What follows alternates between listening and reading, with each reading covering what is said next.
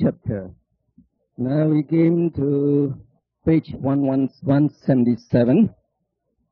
That is 4 modes of rebirth. In Pali we say Patisanti Chatuka. So in this chapter we are supposed to learn 4 groups of 4. And this is the second one. We have finished the Bhumi Chatuka, the 4 types of planes. Now it's the 4 modes of rebirth, Patisanti Chatuka. So you should know the 19 rebirth consciousness. So they are the Vipaka Chetas. And what are they? May I ask you? What are the 19 rebirth consciousness? So the 2 Upikha Santirana, 8 Mahavipaka, and 9 Mahakata. So these 19, they are rebirth consciousness. Now we are going to classify these 19 rebirth consciousness into 4 modes of rebirth. So number 1, Apaya Patisanti. So it is woeful rebirth. And that rebirth is performed by Akusala Vipaka Upikha Santirana Ahetuka Cheta. So you should know it is this Cheta. No? So you get the name from this chat. Ahetuka Kusala Vipaka. No? Kusala Vipaka Upikha Santirana Cheta. No? The Ahetuka. Oh, no, I'm sorry. We have here, it should be Akusala Vipaka. Akusala Vipaka Upikha Santirana Cheta. So that serves as the rebirth consciousness in the 4 Apaya abodes. No? It is the Akusala Vipaka, the resultant of Akusala Karma. Okay? Now number 2, Karma Sukati Patisanti.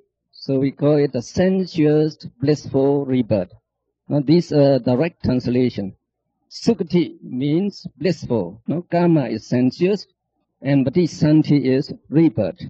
So here we divide it into 2 groups. One, the A is Karma Sukati, Ahetuka Patisanti, rebirth without roots. And that is performed by Kusala Vipaka, Santirana Ahetuka Cheta. So it is this Cheta that performs. No? So we call it Kusala Vipaka, Upikha Santirana Ahetuka Cheta. So that performs the Karma Sukati Ahetuka Patisanti. No, that is in the blissful sensuous planes, but without roots. And B, Karma Sukati Sahetuka. Sa means together, together with roots. So that is represented by 8 Mahavipaka Chetas. No? So these 8 Mahavipaka Chetas, they are also the resultant of Mahakusala. That is the resultant of Kusala Karma. So these 8 Mahavipaka Cheta, they also serve as rebirth in the blissful sensuous planes. So these 10 Cheta, they belong to Kama Vajra Cheta, and they give rebirth in the Kama sphere. So all Apaya abodes, and the human planes and the 6 Deva abodes. As you know, these are the 7 blissful planes, and the 4 woeful abodes, they belong to the Kama sphere. So they are called Kama Patisanti. So we say there are 10 Kama Patisanti. These 10 Cheta, they perform rebirth, or they give rebirth in the Kama sphere. We can go to number 3, Rupa Patisanti. There is rebirth in Rupa planes. So the 5 Rupa Vajra Vipaka Chetas and the Jivita Navaka Kalapa Rupa Patisanti. So actually there are 6 types of Patisanti here. So we should expect these 5 Rupa Vajra Vipaka Cheta to serve as rebirth consciousness in the Rupa plane, in the Rupa Brahmas. So they would serve as the Patisanti, that is rebirth consciousness. But we have one Brahma plane, we call it Asanya Satta plane. These Dhammas, they don't have any Chaita. I explained to you yesterday, no Chaita, just Rupa. So they are born with Jivita Navaka Kalapa, Rupa. They are born with Rupa. So you may say it is the material rebirth, Rupa Patisanti. So with this 5, Rupa, Vachara, Vipaka, Chaita, and that one Rupa Patisanti, you get 6 types of Patisanti in the Rupa planes. And number 4, Arupa Patisanti, rebirth in the Arupa planes, and they are performed by these 4 Arupa Vachara, Vipaka, Chaitas. So altogether, you have 11 karma, 6 Rupa, plus 4 Arupa, so 20 modes of rebirth. Though we have 19 rebirth consciousness, we have 20 modes of rebirth because we also have 1 Rupa Patisanti. Then we can go to the next topic now. Now, person and Patisanti. Now, we have discussed about the 12 types of persons yesterday, and we already locate them in various planes.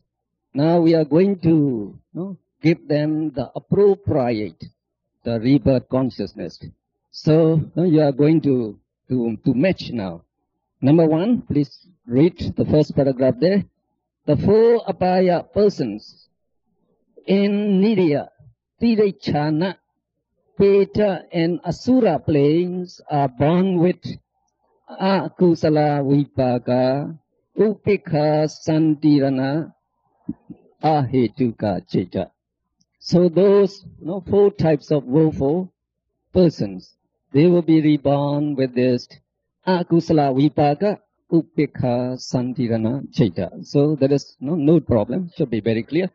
And then we can go to the next, that is the next page. Number 2 there.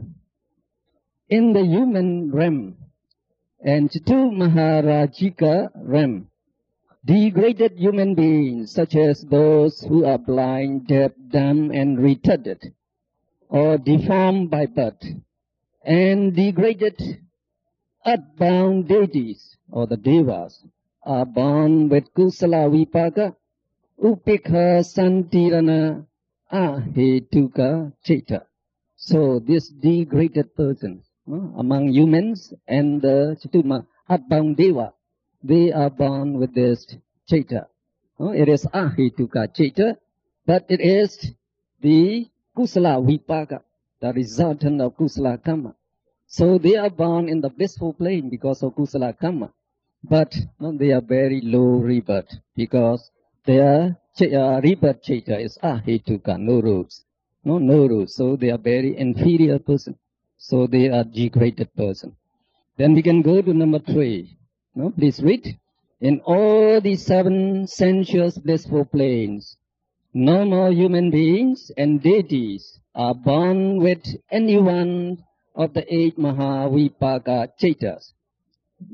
Thus the 8 great resultants act as the relinking rebirth consciousness, the life continuum, and the death consciousness everywhere in the blissful sense sphere. So all the normal persons among humans and deva, they will be born with one of these 8 Mahavipaka Chaita. So those who are born with Jnana Sampayutta Mahavipaka Chaitas, they will have 3 roots. So we shall call them Tihetuka person. And those who are born with Jnana Vipayutta Chaita, so they have only 2 roots, so you will call them Dvihetuka person. So you already know about Dvihetuka and Tihetuka. There's a difference. It differs in wisdom. So the Dvihetuka, they cannot develop Jhana, Megha and Phala. Only Tihetuka persons can develop this wisdom. Then we can go to number 4. Among the Rupa planes, the Brahmas of the first 3 jhana, the 3 first jhana planes, are born with the Rupa Vajra first jhana Vipaka Chaita. Actually, this Bhumi plane also describes the rebirth consciousness on this left column here. So according to this column, you can see the 4 apaya abodes. The people in the 4 apaya abodes, they will be reborn with akusala vipaka, upekha santirana chaita, which is called apaya patisanti. And in the human plane and the lower Chitu Maharajika, the deformed persons, they will be born with kusala vipaka, upekha santirana chaita. Whereas normal person in the 7 karma sukati plane, they will be reborn with 8 maha vipaka chaitas. Now we come to the rupa planes now. Now the 3 first jhana planes. So all these, the Brahmas in these 3 planes, they will be born with first jhana vipaka. When we say first rupa jhana vipaka, you should take it the first rupa vajra vipaka chaita. The first rupa vajra vipaka chaita. Now when you come to the second jhana planes, there are also 3 planes there. Now these Brahmas, they are born either with third jhana vipaka chaita or second jhana rupa vajra vipaka chaita. So there's a little the discrepancy here. Now when you come to the third jhana plane, these Brahmas, they have as their rebirth consciousness the 4th jhana vipaka chaita. And this is actually the 4th jhana plane. We call them the 4th jhana plane. So these 7 4th jhana plane, they are born with the 5th jhana vipaka. So you may notice there's some disagreement between the Patisanti Chaita and the name of the Bhumi. For example, the 3rd jhana plane has the 4th jhana vipaka chaita. So this, the reason is described on page 179.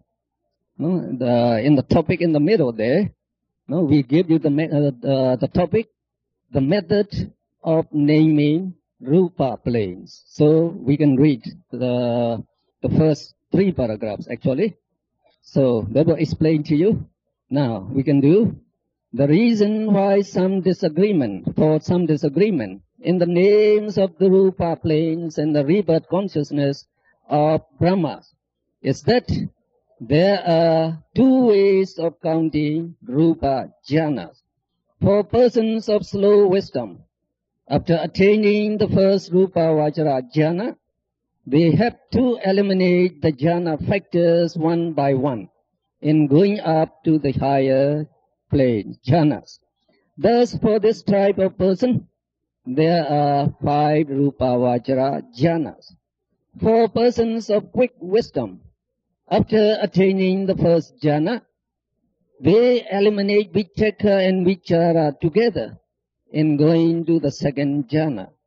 Thus, their second jhana is equivalent to the 3rd jhana of the slow wisdom people, and their 4th jhana is equivalent to the 5th jhana of the slow wisdom people.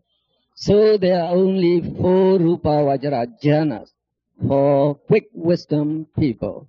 So on the next page, we give you a comparison with a table there. So by looking at the table, it will become clearer to you. So in the middle of page 180, you get the table on your method of counting rupa vajra jhanas. So the left-hand column describes the jhana factors. Now in the first line of the table, you have 5 jhana factors mentioned. Tek stands for Vichaka, Vichara, Piti, Sukha, Ekagata. So the jhana with these 5 jhana factors is called the first jhana in the 5 jhana method. It is also called the first jhana in the 4th jhana method. And the jhana plane, where they are going to be reborn, is also called the first jhana plane. So here, no discrepancy. You get the same name. Now, when you go to the next line, you eliminate vichaka. So you have only 4 jhana factors now. Vichara, piti, sukha, ekagata. So the corresponding jhana is called the second jhana. And that jhana exists only in the 5 jhana method. not in the four jhana method. Now you eliminate one more jhana factor. So the vichara is eliminated now. So you get piti, sukha, ekagata. So this jhana is now called the third jhana in the 5 jhana method. But it is called the second jhana in the 4 jhana method, because it is the second jhana that you attain in the 4 jhana method. So, here you can see the difference. So it is described in the suttas, the slow wisdom people, after attaining the first jhana, they have to eliminate vitakka first to get to the second jhana. Only then they can eliminate vichara to get to the third jhana. Now for quick wisdom people, they can eliminate vitakka, vichara simultaneously. So their second jhana is equivalent to the third jhana of the slow wisdom people. Now that seems to be the more general method. So that means there would be very few people who go by the 5 jhana method. Most people, they go by the 4 jhana method. And we also notice that in our international meditation centers there, many people in our centers have successfully developed these jhana chaita. So after attaining the first jhana, all of them, as far as I know, they eliminate vitakka, vichara simultaneously to go to the second jhana. So that would be the common method. And that's why the rupa plane, where these people are going to be reborn, are also named according to the 4 jhana method, because it is a common method. So you call the plane the second jhana plane. It is the second jhana plane. Since here we mention the Patisanti Chaita, the rebirth consciousness, by the 5 jhana method here. But the names of the planes are given according to the 4 jhana method. So you can see, those who have both third jhana and second jhana were reborn in the second jhana plane, because their third jhana is equivalent to the second jhana of the 4 jhana method. So they can reborn only in the second jhana plane. Then when you go down there, you again eliminate piti. You get only sukha ekagata, as jhana practice in your table. Please look at in your book, your table. We are coming to the 4th line there. So you eliminate piti. You have only sukha ekagata as jhana practice. So you call that jhana the 4th jhana in the 5-4 method, and 3rd jhana in the 4-4 method, and the plane is also named the 3rd jhana plane. Now the last line, you eliminate sukha. So you get upekha ekagata. So that will be called the 5th jhana in the 5 jhana method, but it is called the 4th jhana in the 4 jhana method. And the plane they are going to reborn is named the 4th jhana plane. So I tell you, it should be the 4th jhana plane. But I think you get it right in your table in the back. You get it right. I only get here wrong here. No, it should be the 4th jhana plane. So, that is it. So that clarifies of the discrepancy. So usually in Suttanta, we follow the 4 jhana methods. Only in Abhidhamma. In Abhidhamma, we like to describe all possible jhanas. So we mention all the 5 jhanas in Abhidhamma. So if you look you read and study in the Suttanta, when the Buddha, on the night, he was going to be a Buddha. So he undertook insight meditation that night. So in the first watch of the night, by Anapanasti, by meditation on your mindfulness of breathing, he developed the 4th rupa vajra jhana that is set in the Suttanta. So we usually use that, the 4th rupa vajra jhana. But you should know it is equivalent to the 5th rupa vajra jhana. Okay. Now, we can go to the next topic for the arupa brahmas. For the arupa brahmas, their patisanti chaita is the same as the name of the name of the Bhumi. For example, the Akasananchayarana Brahmas, they will be reborn with Akasananchayarana Vipaka Chaita. The Vinyananchayarana Bhumi will have Vinyananchayarana Vipaka Chaita as the rebirth. So these are the four Arupavachara Vipaka Chaita that serve as the rebirth in the four Arupa plane. So we can go to the four modes of conceiving now. Now, number one is Andaja. Andaja Patisanti, conceiving in the eggshell. So, those animals like birds, hens, ducks, they conceive in eggshells. Okay? Now, number two, the Chalabhuja. We call it Chalabhuja Patisanti, conceiving in the womb. Now, what are those persons who are conceived in the womb? So, human beings will be included there. The dogs, the cats, the cows, etc. Okay? Now we go to number three. How would you call it? Samsedaja Patisanti. Samsedaja, conceiving in the hollow of a tree trunk, in a fruit, in a flower, in marsh, in stagnant water, in corpses and carcasses, etc., like flies and mosquitoes. So, flies, how are they conceived? So, the flies, they lay their eggs in rotten food. So, there is not the form of eggs. There's no eggs there. Just, what do you call? Not like the chicken egg. You don't have the shell. You don't have the shell. Just, not like the chicken egg. You don't have the shell. You don't have the shell. Just, a white piece, something like that. So they are not conceived in the shell, because no shell there. So from that, you get the maggots. And from the maggots, you get the fly. The same with the mosquitoes. They lay their eggs in stagnant water. You cannot see their egg generally. But when they are hatched, you get what? You get the tumblers, you call it. So those little ones, and from there you get the mosquitoes.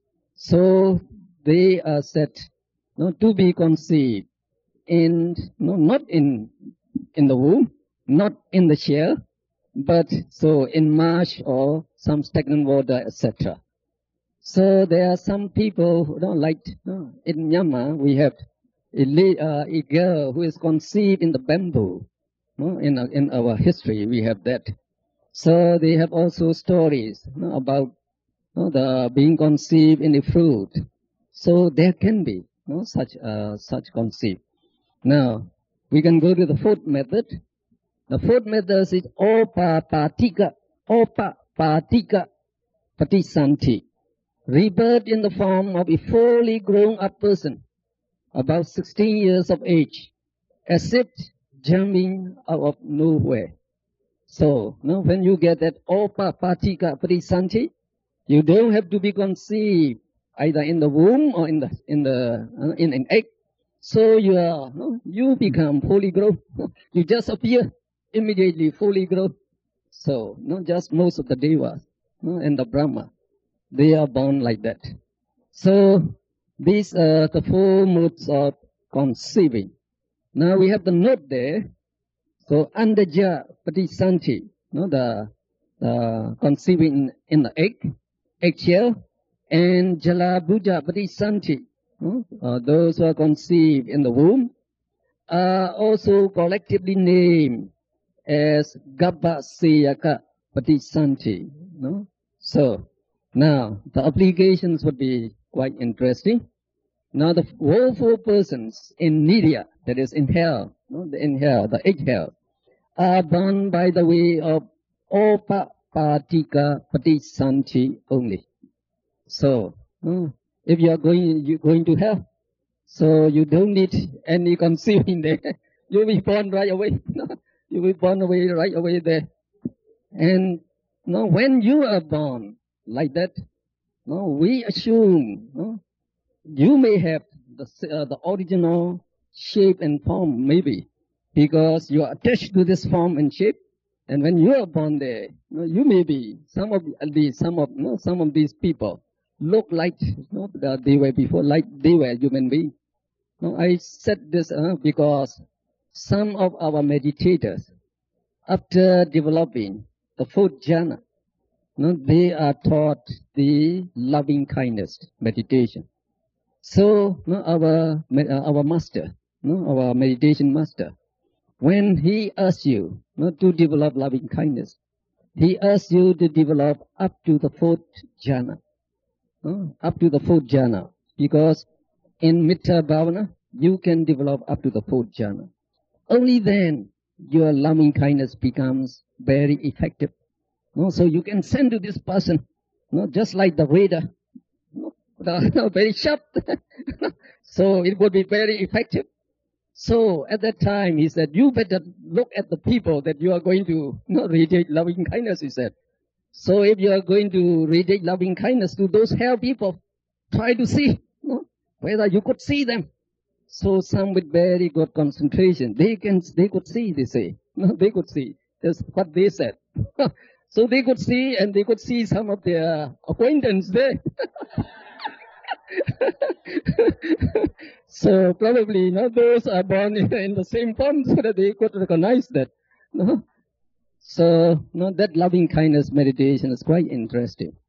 So when they are supposed to radiate loving kindness to the woeful ghosts around here, so you try to look at them, try to see them.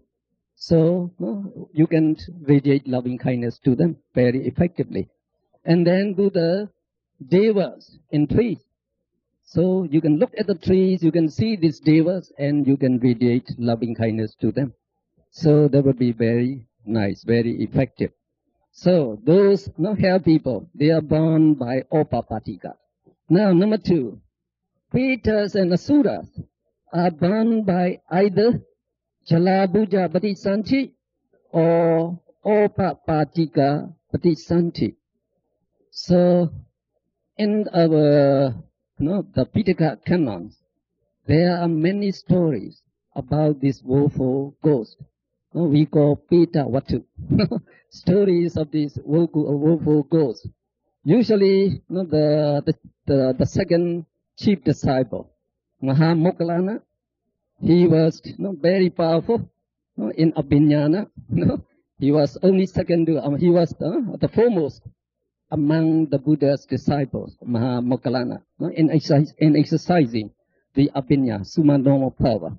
Because he had that very strong Summa power, he often went to celestial abodes as well as to woeful abodes. The purpose is to interview those people. To interview those people. So he would interview, oh, you have such a beautiful mansion. What is the karma that you perform while in your last existence? So they would tell.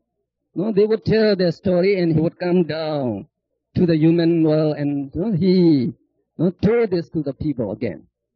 And he also interviewed those woeful ghosts. Now what's the so what is the karma that has given rebirth to you in this woeful abode? So they would narrate him about their kusala karma. So we have those stories there. So in some stories, they said these woeful ghosts, the mother. So she would take along her children. So they have to go around the streets or the nooks and corners to find some drop over food, pieces of food. So they have to live on that. So at one time, now this mother ghost, she saw the Buddha, the giving the discourse. So she listened to the Dhamma. And at that time, her children were making noise while they were playing. So she is trying to pacify them. Don't make noise. Don't make noise. No, we are listening to the Dhamma. So in that case, these little children are born by her. So the woeful ghosts, they enjoy the sex just like human beings. So they can be conceived. No, the mother can be conceived and they can give birth to the children. But there are also woeful girls who are born by opapatika. No, or born by opapatika. So as soon as you die, if you are a ghost, you will be around. You may be giving the sound, no? A tapping or something like that. So you may be walking. So no, that may be that person around here. So again here we have a story. About a man who had 2 wives. So the younger one is more beautiful and she's younger, she's more attractive. So this husband paid more attention to the younger one. So the elder wife was jealous. So she stole all the beautiful dress and the makeup, the perfume, etc., so that she could not beautify herself. But still the husband paid attention to the younger one. So she got a little irritated, angry. So at night, she spread the itching powder. So when the younger wife slept on that, she got itching and crying the whole night. And she get the bumps like that. But this elder wife, because of this akusala karma, probably, she died. She died first. And she was a beta. So one day, while the younger wife was taking a bath in the evening, so she appeared in front of that younger wife.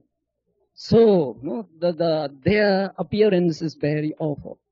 So it is nice that nature makes us so that we do not see them, because they are so terrible and frightening. So because they are so frightening, you call them ghosts. You call them ghosts, no? So usually, though we say in like the human form, they are very, very ugly, very abnormal. Maybe one eye is up, one eye is down, and the nose may be here, the mouth may be there, the hands may be deformed this way. So when she appeared there, so she was naked, and just skin and bone. And all those bumps there, and with the liquid dripping. So as soon as she saw that the younger wife saw this, she got frightened. She was almost fainted.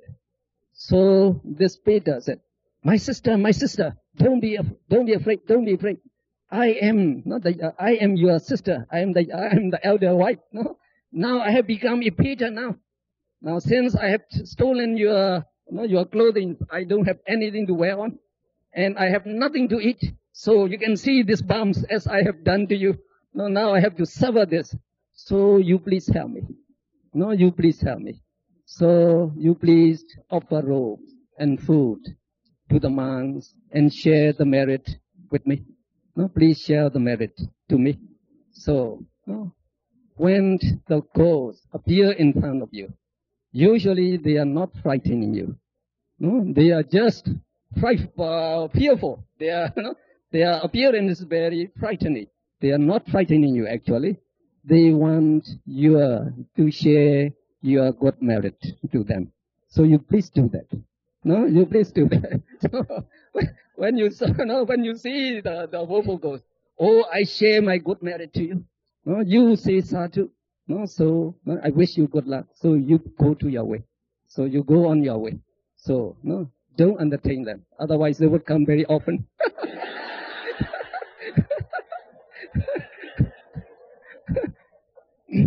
So we can go to number 3 now.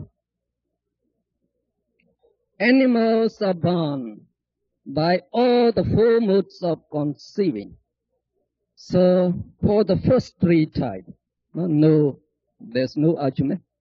That is born from eggshells, conceived in the womb, and conceived in the stagnant water. So no argument about that. How about opapatika for this animal? Can they be reborn by opapatika? So there would be some doubt for you. But we have some evidences for this. Some evidences for this. In Myanmar, in the town, not of Mandalay, we call Lasho. they had natural hot springs. No, natural hot springs. So those hot springs, the hot springs, the water is very hot, almost boiling. It is sending the fumes actually. So they make a big pond there. No, the big pond, and they store this, the hot water there. So you cannot dip your hand in there. Very hot. But it is very clear. Now when you look at the pond, many fish swimming there. How did the fish come here? No, you cannot catch the cold water fish and you bring here. As soon as you put, they will die. No, so they must be conceived in this water. So that means the only way would be Opapatika. No, that is a good, very good thing. Very good one. No, so the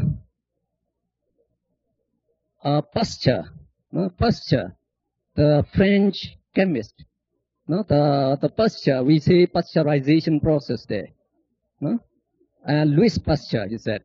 So, according to his finding, this Louis Pasteur, light must come from light. No, light must come from light. What he said there. No, so when you put like the pasteurization, like you boil in an enclosed tin, you boil up to a certain temperature to pasteurize it. You mean. So when there's no the condition is not right for the living beings to be born here, you cannot get the living beings here. But if their conditions are right, they can be reborn. They can be reborn. Not just like in this hot water. The fish, they can be reborn there. So we agree to that now. We go to number 4. Now, how about human beings? How about human beings? So we say here, human beings are first born by Opapatika Patisanti at the beginning of the world, and later by either Jalapuja Patisanti or Samsidaja Patisanti. So, what is evident now is just Jalapuja, conceived in the womb. So, but there are some cases, especially in our Buddhist scripture there, about rebirth, from the blood, or from the, like, as I told you, from the bamboo, from the fruit. So there are some seeds here, very few of them. But can you believe that human beings can be born by Opapatika? Can you believe it? Can you accept it? I think we should accept it. Because the lower beings, which are inferior to us, those for people, like the Peters and the hell people, they were born by Opapatika. And the superior one, the Devas and Brahmas, they are also born by Opapatika. So why can't human beings born by Opapatika? So there's actually one case during the time of the Buddha. There's a lady who was born by Opapatika. Could you name that lady? Yes, the Bandit said right. Ambapali. In Vesali. So she was born in the mango grove of the Vesali princess. So those Vesali princes, they rule their country, by sort of like parliament, or by senate, consisting of these princes. So this lady, Amapali, was born among the 2 branches of a mango tree. So the gardener saw her, very beautiful. So he dressed her and took her, presented to the princesses. So there are more than 30 princes who rule together. So everyone was attracted by this lady. Everyone want to get it, but only one lady. You cannot share among the 30. So they said, let her be. So at that time it is a high post, but now it may not sound very high. So they make it the state prostitute. The state prostitute is appointed by the king. So the price is fixed. Who wants to enjoy with her must pay 1,000 gold coins, per day. So very expensive. Only the princess, they could afford to enjoy that. So she was famous, that Amba Pali. She was born. You can be reborn because as this Amba Pali, she made a wish in her previous existence, by doing the meritorious deeds, and you make a wish to be reborn by Opapatika. So you will be reborn by Opapatika. So there's a question, the question of how life appear on this earth. How life appear on this earth. This is a great question. So the many religions said, these human beings and the animals are created by Almighty God. Hindus say they are created by the Brahma, but they have several gods. Each religion has their own god. So they cannot identify, unite these gods. So, which God create these things? If you create just Adam and Eve, so the Israeli said, Adam and Eve belong to their race. The Adam and Eve. So Adam and Eve belong to the Israelis. Say they have the white complexion. And how's the Israelis? They have the black hair or the golden hair? So, if they have that, according to the gene theory, all the people in the world must be of the same form. No black, no white, no yellow like the Chinese. So, they should not be. So, again they said this creation took place about 6,000 years ago. So, when we study science, science said there are lives on this earth more than 200 million years ago. You have those dinosaurs. So, according to a creation, dinosaurs are not included. So, dinosaurs are not included there. So, if they are created by the God, why did God create so like dangerous animals like the snakes and the bacteria that carry this message? Why did he? He did that. He said he has the great compassion that loved all the human beings as his sons and daughters. So, according to us, the parents are responsible for the behaviors of their sons and daughters. So if the human beings are not behaving well, if they are wicked, who should be responsible? God should be responsible. And if he is responsible, he should not punish them. He should not send them to hell.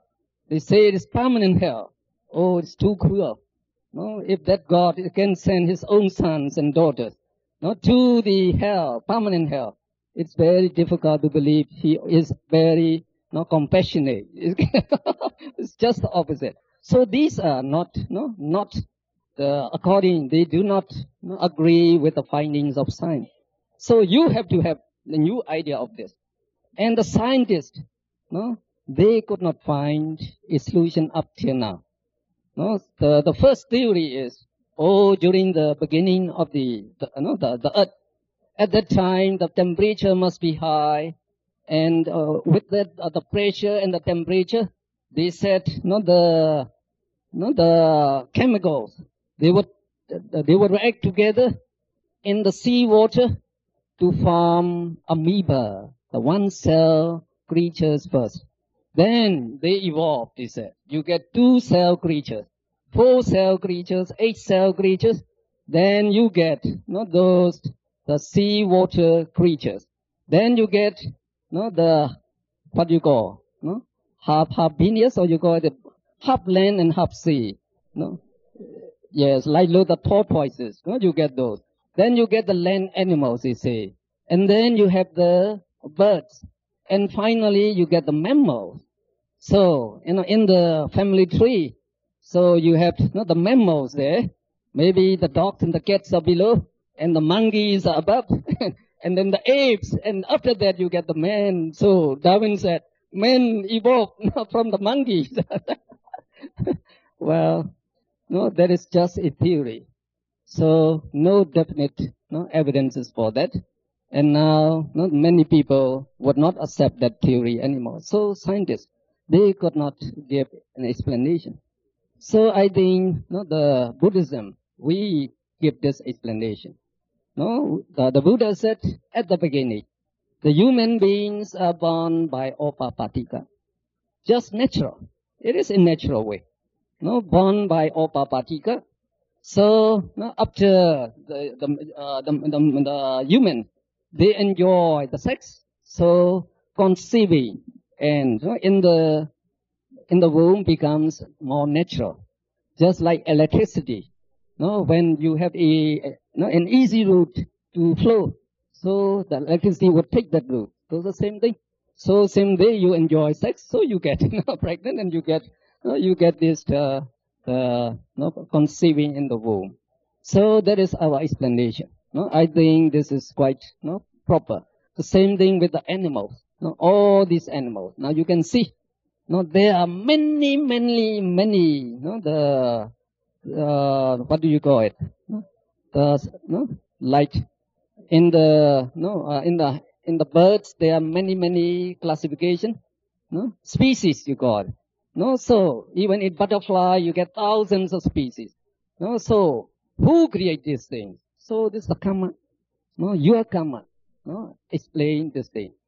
And okay, when we come to the karma, actually, we can also explain very well, and we can support it with your own experience about this karma and rebirth taking place. Okay, we can go on then. Where we are now, number 5. Earthbound devas are born by either Jala Bhuja Patisanti or Opapatika Patisanti. The earthbound deities, they can be born by Opapatika. But there are also stories during the Buddha's time. A monk cut a branch and he hit the arm of a deva's baby who was in the cradle there. So that means that baby was in the cradle, so he must be conceived in the womb. So they have the two ways of rebirth, both Opapatika and being born by their mothers. So the Buddha makes the rule. Now when the deva, he informed the Buddha, he complained to the Buddha. He said, "Oh Imam, cut the branch," and he cut my son's arm. So the Buddha, from that day, the Buddha made a rule. The monks must not cut branches, must not pull out the grasses. So he made that rule. I think that's very proper.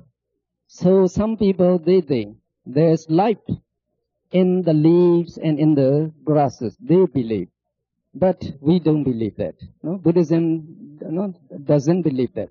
Buddhism does not say there's life in leaves and the grasses. But there can be the mentions of devas in the leaf, on the leaves and on the grasses. So if you cut them, or you pull them, or you pull the grass, you are destroying their dwellings. So it's not proper. So it is good not to destroy them. So it's good. Okay.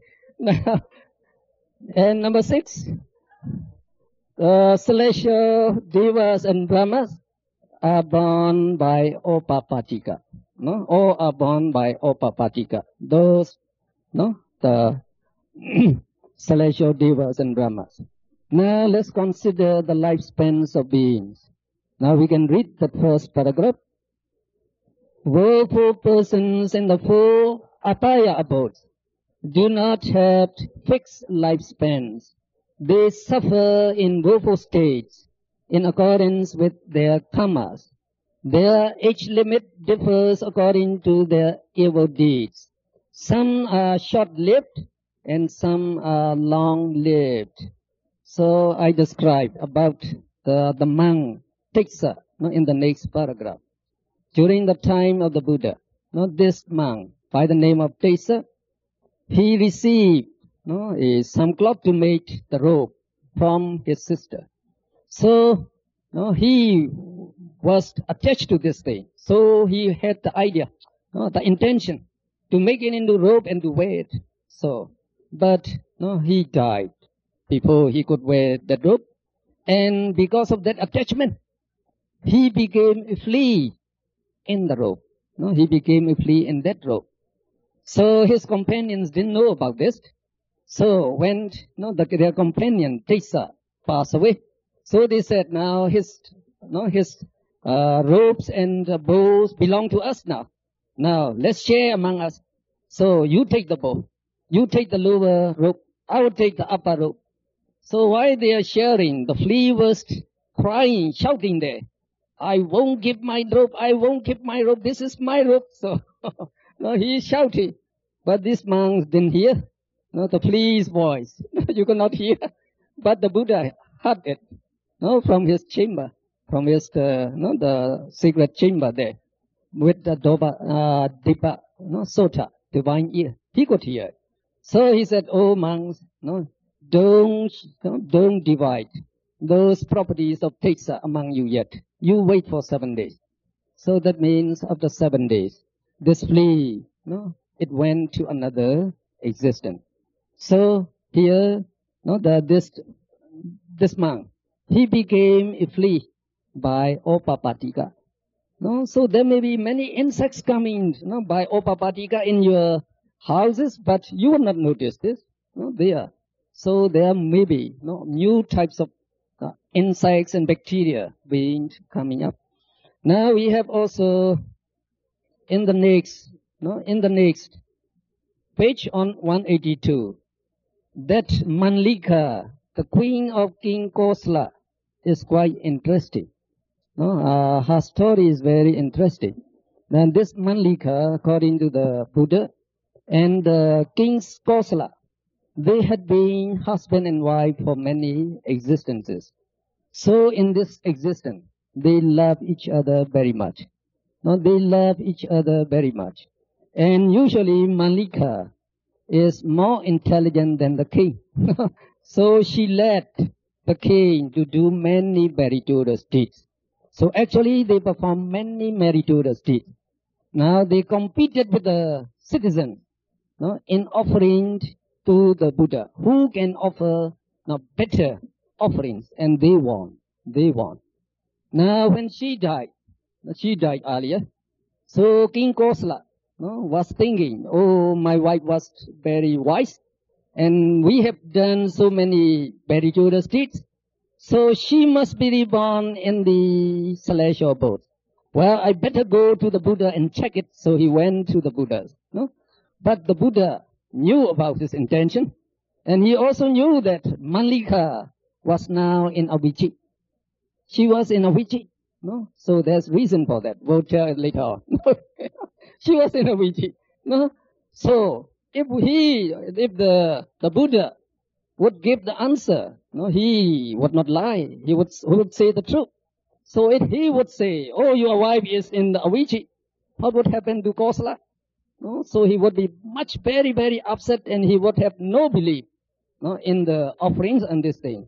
So the Buddha, with his power, he made King Kosala to forget about it. To forget about it.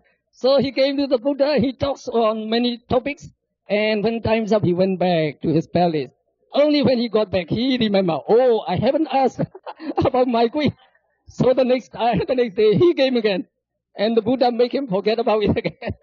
So he went back and came again the next day. For 7 days, the Buddha made him to forget about it. Only on the 8th day, the Buddha let him ask this question. Now, where's my queen? Manlika born. Well, your queen was now in two-seater heaven. So the king was very joyful. That must be, she is so wise. So, like Queen Malika, though she had performed many meritorious deeds, but there's some immoral deed that she had performed. So one day while she was taking birth, a dog came in, and she enjoyed with the dog. So when she came out, the dog followed her. The dog followed her. And the king saw this from from the palace window. So he asked why, no? Why Malika? Why the dog came out with you together? No. She lied. No, she lied. You have wrong vision. I alone came out from birth. No dog follow me. So she made the lie, and she made that moral action and joined with the dog.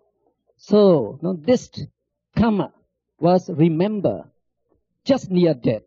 So it has the chance to bear result and send her to the lowest abode, that is Avijit. But she had to suffer there only for 7 days. The human days. 7 human days, very short.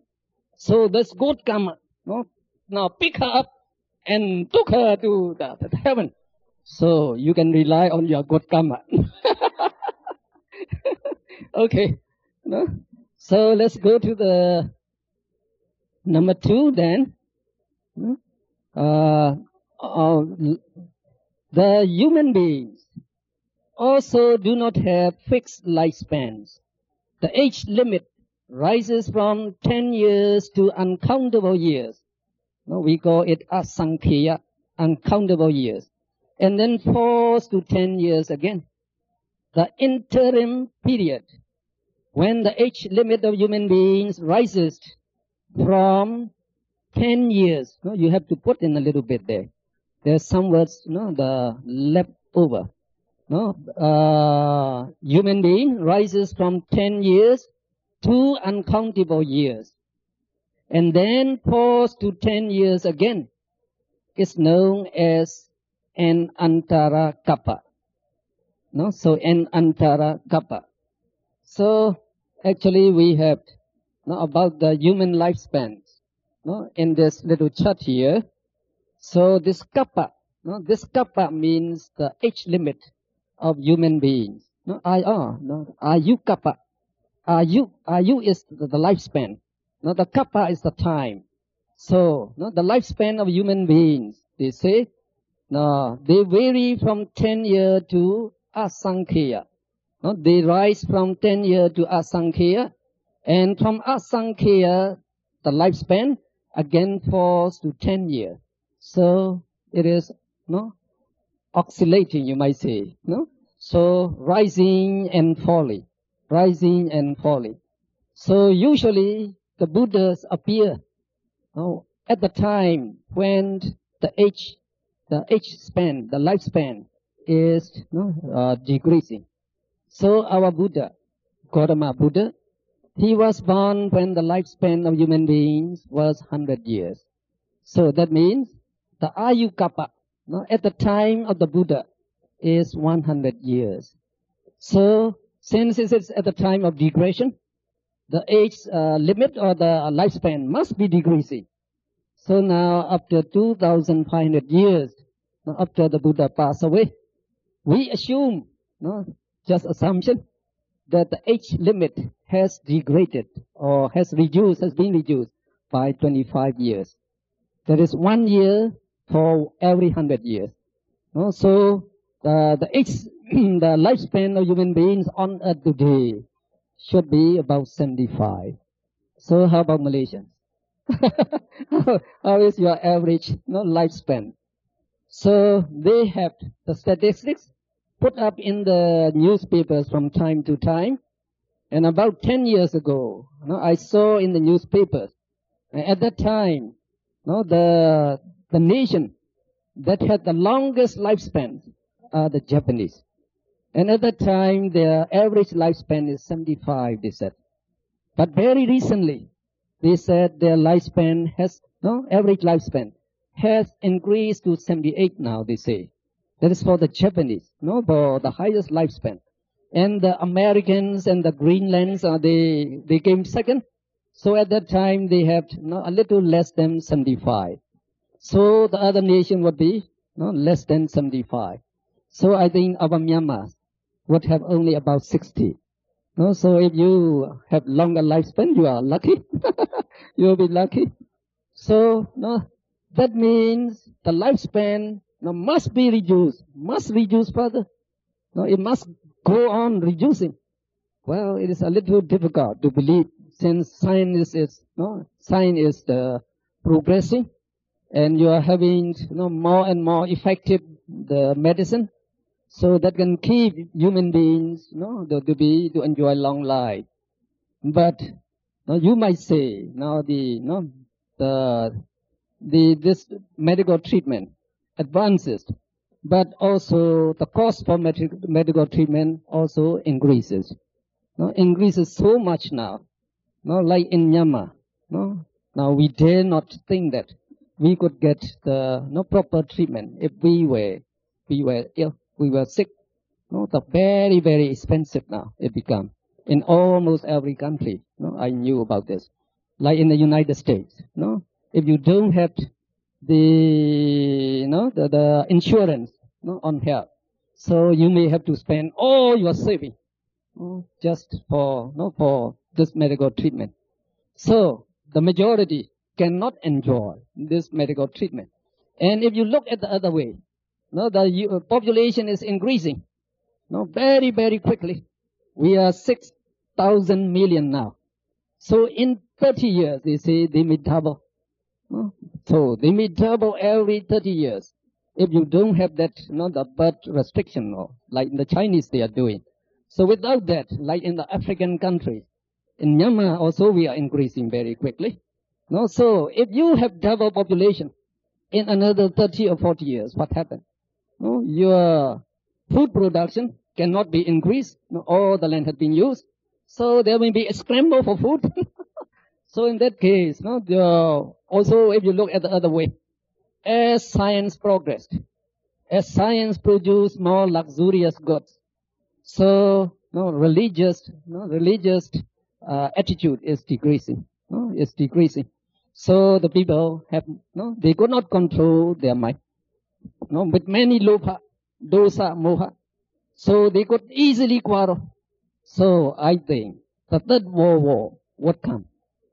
It would come, but you have to wait. Not immediately, but surely it would come one day.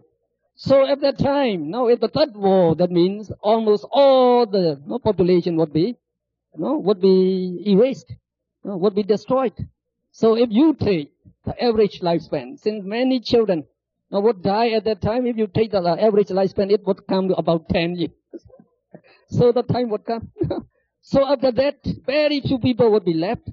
So they have the great, the moral lesson. So they led moral life again. So the lifespan would be increasing, they say. Well, that is what they said. We need not be bothered about that.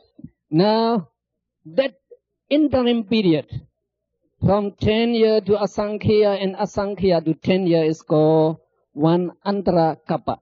One Antara Kappa. And 64 Antara Kappa equals one Asankhya Kappa. So this one Asankhya Kappa would be a very, very long time. I gave the description about it. They said you take a container. A container. That is 1 yojana. In length, breadth, and height. 1 yojana means 8 miles or 10 miles. You can take it. Now you can take that big container. 1 or 10 miles. For all dimensions. So you fill it with mustard seeds, he said. Mustard seeds. And you took out 1 seed in every 100 years. Only when you're 100 years, you take up just 1 seed. And those mustard seeds may run out. That asankhya would not run out, they say. So it is a very long aeon, you might say. And that 4 asankhya kappa is equal to mahakappa. That mahakappa is also called 1 world cycle. So our world, our world, will last for 4 asankhya kappa. So this 4 asankhya kappa, they say samvata asankhya kappa is the time when the world is being destroyed. Then you come to the next asankhya kappa. It is a time when the world remains as being destroyed. Then the world will be formed again. That will take 1 asankhya kappa. And after being formed, No, the world remains as form there. There will be the last Asankhya, and we are in this Asankhya Kappa at present. So, according to the Buddhist cosmology, the Buddha said there are infinite number of universes, ananta, so infinite number of world cycles, asankhya. So some of them are being formed, some of them are being destroyed. So our earth will be destroyed for sure, one day, because our existence depends on the sun. And we know the sun, in the sun, the hydrogen nuclei are being fused together to form helium nuclei, just like the atomic bomb, hydrogen bomb. You are fusing them to produce radiation. So we are getting this radiation by the fusion method, fusion in the sun. So when these pure of hydrogen nuclei ran out, so our sun will be dead. When the sun is dead, the earth is dead. But they found that when you get the fusion, the hydrogen nuclei is become hotter and hotter. It's dead. The earth is dead. But they found that when you get the fusion, the hydrogen nuclei being fused into helium nuclei, it becomes more dense and dense, and it's become hotter and hotter. So if the temperature is twice hotter, it's equivalent to 2 suns rising. So it is 4 times hotter, that means 4 suns rising. So what happened to the earth? So it will burn, they say. The earth would be burned. So the time would come. The time would come. But not at the time while we were here. So don't worry about that yet. Okay. So that is the age, the lifespan of human beings as described in this book. Let's go to number 3. The earthbound deities and degraded asura both belong to the Chaturmaharajika plane. They do not have fixed lifespans. Number 4, Devas and Brahmas in celestial plane, they have fixed lifespans. So there we have a table there. So this gives the lifespans of celestial Devas. So there are 6. So there are 6 Deva planes given here, Chaturmaharajika. Now their lifespan according to their Deva. Now Deva year is 500. Now if you count in terms of human years, it would be 9 million. So the reason is given in the note below. Now if you look at the note there, in number 1 there, a celestial day in upper Chaturmaharajika is equal to 50 human years. So their 500 years is equal to 9 million human years. Now, when you go to the next Taotimsa, their lifespan is 1,000 Taotimsa years. But in terms of human years, you get 36 million. So that means the increase is by 4 times. Now the reason is given in that note again there. Now they say a celestial day in Taotimsa is equal to 100 human years. So that is twice a Chaturmaharajika day. Now 1 Chaturmaharajika day is equal to 50 human years. 1 Taotimsa day is equal to 100 human years. So that means 1 Taotimsa day is equal to 2 Chaturmaharajika days. So 1,000 Taotimsa year would be equal to 2,000 Chaturmaharajika year. So from 500 to 2,000, you go by 4 times. You go up by 4 times. So as you go down, you can see the Deva lifespan in Deva years double. But the human years, they quadruple. They go up by 4 times, 4 times. Well, if you know that, that would be good enough. Now let's go to the next then. So on page 185, actually on page 184, that I make a calculation there. Since we say the Buddha, he gave the Abhidhamma discourse. He expounded the Abhidhamma discourse in Taotimsa for 3 months, no, at a stretch we said. So 3 months is 90 days, no, in the human year, in the human world, 90 days is equal to just 3.6 minutes in Taoism's heaven. So for those Deva and Brahma, no, they have no trouble not to listen to the Abhidhamma discourse for just 3.6 minutes. No?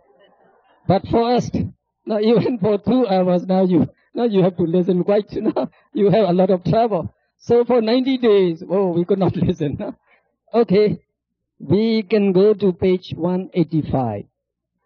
So there we give you the lifespans of Brahma. So, on the left column you get the Brahma plane. Now for the first jhana, 3 planes. The name of planes are given there. The Brahma Parisajja. Parisajja means the Brahma retinue, the followers of the Mahabrahma, the Brahma retinue. So their lifespan is just 1/3 Asankhya Kappa.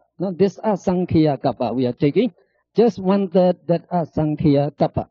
And for the Brahma Purohita, Purohita means the ministers of the Mahabrahma. So their lifespan is half Asankhya Kappa. Whereas Mahabrahma, they could live only to 1 Asankhya Kappa. The reason is, you will see very soon, when the earth was burned, this first jhana planes, they are also destroyed.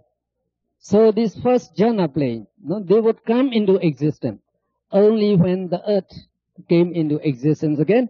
So since the earth can exist at only this Asankhya Kappa, so these Brahmas, they also have their lifespan as 1 Asankhya Kappa. So, this column, they represent the lifespan of various planes. So here we say in Apaya abodes, the human realm, and the lower Chitu Maharajika, Devas, they have no definite lifespan. Now in the 6th, the highest Deva abodes, you have the lifespan, as mentioned here, in Deva years, and this is in human year. Now the first jhana plane, they have this lifespan. When you go to the second jhana plane, so the lifespan are counted by world cycles. So Paritava, they have 2 world cycles. Apamanava, 4 world cycles. Abhasra, 8 world cycles. When you go to the third jhana planes, the lifespan is 16, 32, and 64. When you go to the Asanya Sattva and Vehapala, their lifespan is 500 world cycles. Now the 5 Suddhavasa, they have the lifespan from the 1,000 to 16,000 world cycles. So the 4 Arupa plane, they have the longest lifespan, from 20 world cycles to 84 world cycles. And on the left, on page 184 there, we give you about destruction of the world. So, you just look at the second paragraph of that topic. Now the world may be destroyed by fire, water, or wind. When it is destroyed by fire, all the world, up to the 3 first jhana planes, will be burned out.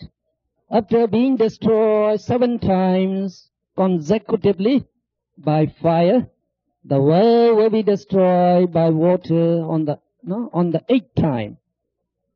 When all the world up to the 3 second jhana planes will be destroyed. After being destroyed in regular cycles, 7 times by fire and 1 time by water, the world will be destroyed by wind on the 64th time, when all the world up to the 3 third jhana planes will be destroyed. So here we give you a short description of that, about the destruction of the world. The world can be destroyed by fire, water, and air. It will be destroyed by fire, 7 times in a stretch. And at that time, the 3 first jhana planes up to this would be destroyed. Now, on the 8th time, the world will be destroyed by water. And at that time, up to the 3 second jhana plane would be destroyed. So you go by this circle, 7 times by fire and on the 8th time by water. So when you come to the 64th time, it will be destroyed by air, by the wind. So at that time, up to the 3rd jhana plane would be destroyed. So, usually, before the destruction of the world, the guardian deities, we call Lokapala Deva, they usually inform the people in advance. Now, in 10,000 years' time or so, the world will be destroyed by fire, or by water, or by wind. So you better, undertake meditation to develop jhana. So if the world is destroyed up to the 1st jhana plane, you must attain at least the 2nd jhana to escape that calamity. So if the world is going to be destroyed up to the 3rd jhana, you must attain the 4th jhana to escape it. So for all of us, since we have been wandering in samsara for uncountable existences, we might encounter such calamities many times. So at that time, out of fright, we undertook the meditation. We must attain the 4th jhana, and got to the 4th jhana plane. So since you attain the 4th jhana in previous life, you can attain in this existence also. So that is a good encouragement for you to perform meditation. So I think I have to stop here. So that's quite good. We finished about half the book, exactly about 4.5 chapters. So 4.5 chapters are left behind. So we can finish that as part 2 next year. Okay. And though my Abhidhamma lectures came to a close, I still have programs for giving lectures in the next few days. So they are preparing the sheets to give to you. I just make the short announcement. Now, if you would like to listen to me, we could be together again. We could be together again. Yes, it will be the same. So tomorrow, that is November 20th, it will be in the Sri Lanka Buddhist Temple, Sento. So from 8 to 10 p.m., the topic is the noble path to eternal bliss. The noble path to eternal bliss tomorrow. And the day after tomorrow, at the same place, at the same time, the topic is true Buddhist meditation. And on the 22nd, Friday, so at 8 to 10 p.m., the place is in Breakfast Buddhist Missionary Society, and the topic is the force that shapes the fate and destiny. And on the 24th Sunday morning, again at Breakfast, the topic is samsara, the round of birth and misery. And again on 24th Sunday night, 7:30 to 9:30, at Sri Lanka Buddhist Temple again, the topic is karma, the force of creation. And on 25th Monday, 8 to 9:30, we have at the summit, Pho Quang Book Gallery. So the topic is the guiding torch in life. On November 27, so the same, the Wisma Pho Quang Shan, that is Taman University, they say. From 8 to 9:30, the topic is the right way of living. And on 28, at the same place, at the same time, real happiness through meditation. And the last day would be 29. That is in typing, you call it? Typing. So, on typing. So the topic would be, Abhidhamma in everyday life. So that gentleman from typing, I think his name is Sao Fei, you call that his name. He must be a very genius man, because he also gave me 8 questions that are worth more than $8 million. The $8 million questions. So the questions are interesting to you, I think. So he said you should talk about this if possible. So in the talk, What is Abhidhamma? Who created Abhidhamma? To whom was the Abhidhamma discourse given? What was the purpose of the discourse? What resulted from this discourse? What is the position of Abhidhamma in the path to enlightenment? What is the practical relevance of Abhidhamma in daily life? A comparison of Theravada Abhidhamma with that of other schools of Buddhism. Well, he must be a genius, not to give me so much headache.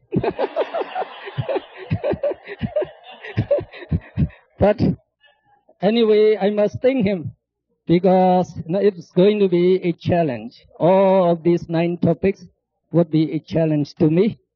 So I have to walk.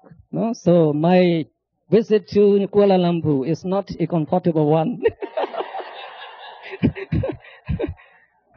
Okay, so long then. Sadhu, sadhu, sadhu.